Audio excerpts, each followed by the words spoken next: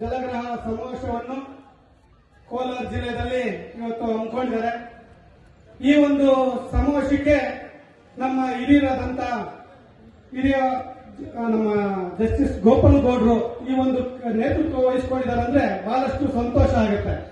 ಯಾಕಂದ್ರೆ ರಿಟೈರ್ಡ್ ಆಗಿದ್ದಾರೆ, ಆರಾಮಾಗಿ ಆ ಕುಟುಂಬದ ಜೊತೆ ಮನೆಯಲ್ಲಿ ಇರ್ಬೋದು. ಆದ್ರೆ ನಮ್ಮ ಜಿಲ್ಲೆಯಲ್ಲಿ ಹುಟ್ಟಿದೀವಿ, ಈ ಜಿಲ್ಲೆಗೆ ಏನಾದ್ರೂ ಒಂದು ಮಾಡಬೇಕು ಅಂತ ಹೇಳಿ ಅವ್ರ ನೇತೃತ್ವ ತಗೊಂಡಿರೋದು ಬಹಳಷ್ಟು ಸಂತೋಷ.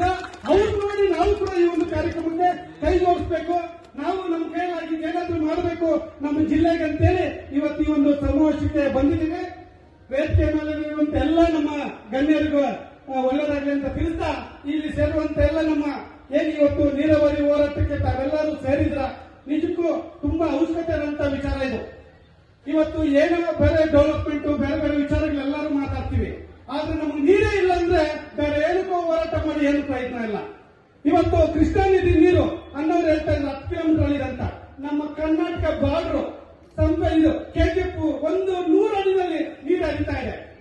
ಇವತ್ತು 100 ಅಡಿನಲ್ಲಿ ನೀರು ಹರಿತಾ ಇದೆ. ಇಡೀ ಆ ತಾಲೂಕಲ್ಲಿ ಎಲ್ಲ ಕೆರೆಗಳು ನೀರು ತುಂಬಿ ಹರಿತಾ ಇದ್ದಾವೆ, ಅಷ್ಟು ನೀರು ಹೋಗ್ತಾ ಇದೆ.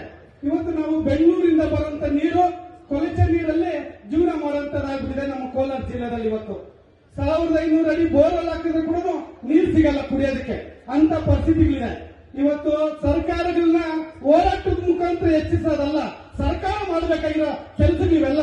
ಆದ್ರೆ ಇವತ್ತು ವಿಧಿ ಇಲ್ಲ, ಸರ್ಕಾರಕ್ಕೆ ಬಿಸಿ ಮುಟ್ಟಿಸುವಂತ ಕೆಲಸ ಎಲ್ಲರೂ ಮಾಡಬೇಕು.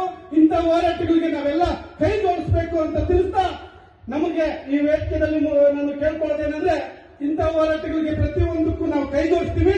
ನೆಕ್ಸ್ಟ್ ಸಭೆ ನಮ್ಮ ಮಾಲೂರು ತಾಲೂಕಿಗೆ ನಮಗೆ ಅವಕಾಶ ಮಾಡಿಕೊಡಿ, ನಾವು ಇದಕ್ಕಿಂತ ಒಳ್ಳೆ ದೊಡ್ಡ ಮಟ್ಟದಲ್ಲಿ ಜನ ಸೇರಿಸಿ ಈ ಒಂದು ಹೋರಾಟಕ್ಕೆ ನಾವು ಭಾಗಿಯಾಗ್ತೀವಿ ಅಂತ ತಿಳಿಸ್ತಾ, ನಾನು ಮಾತಾಡಕ್ಕೆ ಅವಕಾಶ ಕೊಟ್ಟಂತ